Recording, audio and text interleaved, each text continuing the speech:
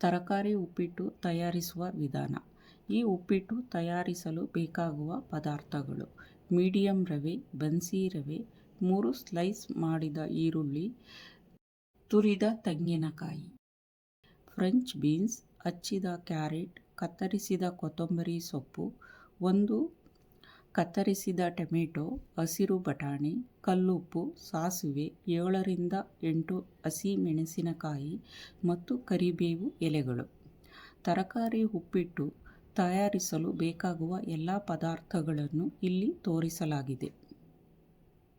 Gas ಸ್ಟವನ್ನು on ಮಾಡಿ medium ಫ್ಲೇಮ್ನಲ್ಲಿ ಇಡಿ. Stove ಮೇಲೆ PAN ಇಟ್ಟು 1 ರಿಂದ 2 ನಿಮಿಷಗಳ ಕಾಲ ಬಿಸಿ ಮಾಡಿ. ಪ್ಯಾನ್ಗೆ ಬನ್ಸಿ ರವೆ ಹಾಕಿ 4 ರಿಂದ 5 ನಿಮಿಷಗಳ ಕಾಲ ಸ್ವಲ್ಪ ಬಿಸಿ ಆಗುವವರೆಗೆ ಹುರಿಯಬೇಕು. ಅದೇ ಪ್ಯಾನ್ಗೆ ಮೀಡಿಯಂ ರವೆ ಹಾಕಿ ಬನ್ಸಿ ರವೆಯ ಜೊತೆ ಮಿಶ್ರಣ ಮಾಡಿ 3 ರಿಂದ 4 ನಿಮಿಷಗಳ ಕಾಲ ತಿರುಗಿಸಿ. 2 ಸ್ಪೂನ್ ಎಣ್ಣೆ ಹಾಕಿ 2 ರಿಂದ 3 ನಿಮಿಷಗಳ ಕಾಲ ಚೆನ್ನಾಗಿ ಮಿಕ್ಸ್ ಮಾಡಿ. ಈಗ ಪ್ಯಾನ್ ಅನ್ನು ತೆಗೆದು ಸೈಡ್ನಲ್ಲಿ ಇಡಿ. ಒಂದು ಕಡಾಯಿ ತೆಗೆದು ಸ್ಟವ್ ಮೇಲೆ ಇಟ್ಟು ಮೀಡಿಯಂ ಫ್ಲೇಮ್ನಲ್ಲಿ 1 ನಿಮಿಷ ಬಿಸಿ ಮಾಡಿ. ಮಾಡಿದ ನಂತರ ಕಡಾಯಿಗೆ 10 ರಿಂದ 15 ಸ್ಪೂನ್ ಎಣ್ಣೆ ಹಾಕಿ. ಎಣ್ಣೆ ಬಿಸಿ ಆದ ನಂತರ ಸಾಸಿವೆ, ಮೆಣಸಿನಕಾಯಿ, ಕರಿಬೇವು, ಈರುಳ್ಳಿ ಹಾಕಿ 1 ನಿಮಿಷಗಳ ಕಾಲ ತಿರುಗಿಸಿ. ನಂತರ ಟೊಮೆಟೊ, ಹಸಿರು ಬಟಾಣಿ, ಫ್ರೆಂಚ್ ಬೀನ್ಸ್, ಕ್ಯಾರೆಟ್ ಹಾಕಿ 8 ರಿಂದ 10 ನಿಮಿಷಗಳ ಕಾಲ ಮಿಕ್ಸ್ ಮಾಡಿಕೊಳ್ಳಿ. ತರಕಾರಿಗಳು 70% ಬೇಯುವವರೆಗೆ ತಿರುಗಿಸಿ. ತುರಿದ ತೆಂಗಿನಕಾಯಿ ಹಾಕಿ 2 ನಿಮಿಷಗಳ ಕಾಲ ಮಿಕ್ಸ್ ಮಾಡಿ.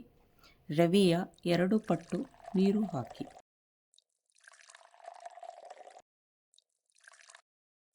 ನಂತರ ಕಲ್ಲುಪ್ಪು ಹಾಕಿ 2 ನಿಮಿಷಗಳ ಕಾಲ ಚೆನ್ನಾಗಿ ಮಿಕ್ಸ್ ಮಾಡಿ.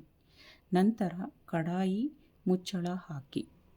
ನೀರು ಕುದಿಯಲು ಪ್ರಾರಂಭವಾದ ನಂತರ ಮೊದಲು ತಯಾರಿಸಿದ ರವೆ ಮಿಶ್ರಣವನ್ನು ಕಡಾಯಿಗೆ ಹಾಕಿ 2 ನಿಮಿಷಗಳ ಕಾಲ ಚೆನ್ನಾಗಿ ಮಿಕ್ಸ್ ಮಾಡಿ.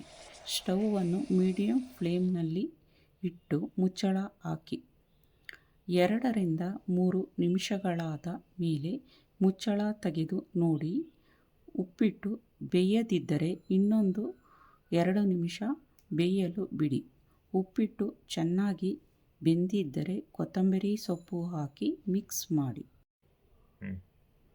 ಇದೀಗ ರುಚಿಯಾದ ತರಕಾರಿ ಉಪ್ಪಿಟ್ಟು ಸವಿಯಲು ಸಿದ್ಧವಾಗಿದೆ. ಈ ರೆಸಿಪಿಯನ್ನು ಪ್ರಯತ್ನಿಸಿ. ನಿಮ್ಮ ಅಭಿಪ್ರಾಯವನ್ನು ಕಮೆಂಟ್ನಲ್ಲಿ ತಿಳಿಸಿ. ವಿಡಿಯೋ ಇಷ್ಟವಾದರೆ ಲೈಕ್, ಸಬ್ಸ್ಕ್ರೈಬ್ ಮತ್ತು ಶೇರ್ ಮಾಡಿ.